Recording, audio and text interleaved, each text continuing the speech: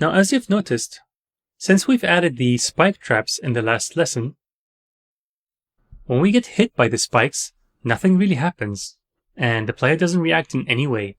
And that's really boring, of course, as there is no challenge and no punishment for the player when they get hit. So, we'll add a getting hit system for the player.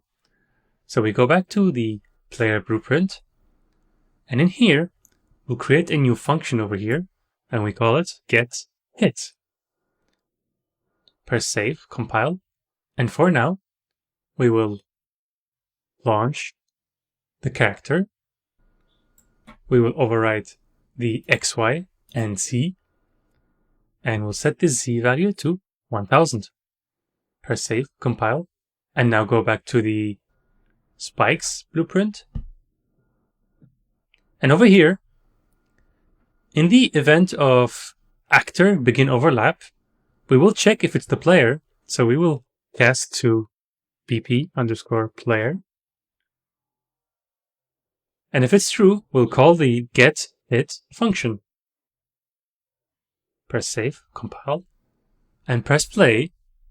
Now when we go to the spikes, we get this nice bounce when we get hit. But there's a small issue. When we get hit from the side, it still pushes us upwards. And that's not good. So what we'll do is in the getHit function, we can do something interesting with functions where when we call a function, we can actually request a variable from wherever we are calling this function. So over here, when we click on the function, or also when we click on it down here, we can add an input. So we'll press the plus button, and over here, we'll write hit actor. And as always, we get the default Boolean, but we want to change that to actor. And we choose this actor over here, and make sure to choose the object reference. Save and compile.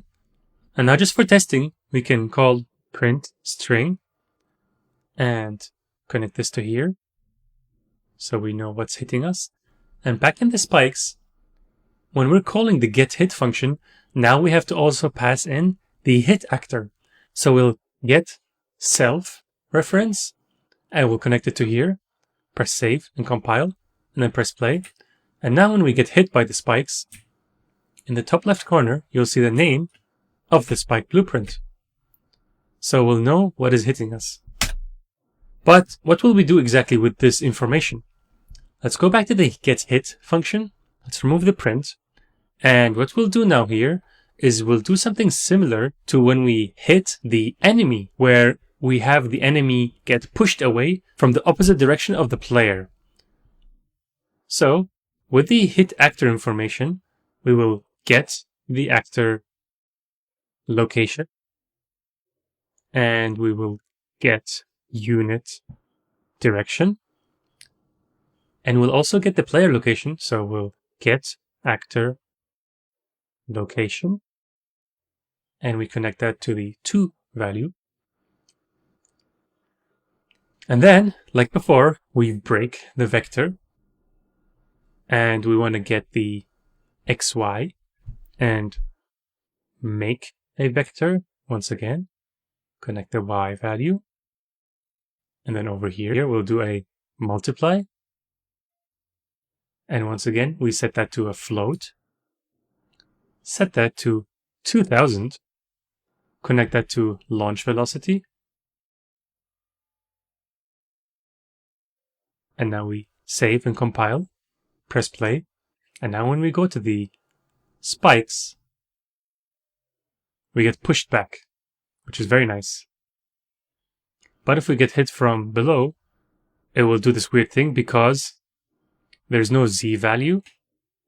So we go back to the function, and in here, we will get actor up vector.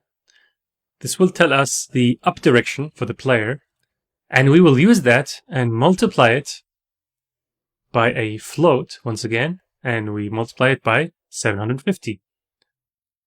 And what we'll do next is actually we'll combine these two vectors.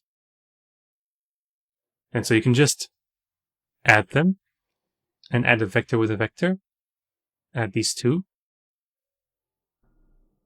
just like that, and then connect them to launch velocity. Press save, compile, and now when you press play and we go and get hit by the spikes, we get this nice bounce in the right direction based on where the spike is. And this will be later very useful also when getting hit by enemies.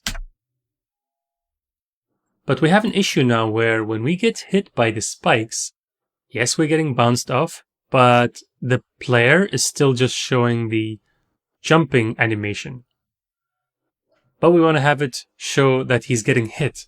So we'll go back to the character animation folder, and over here we have a hit react animation.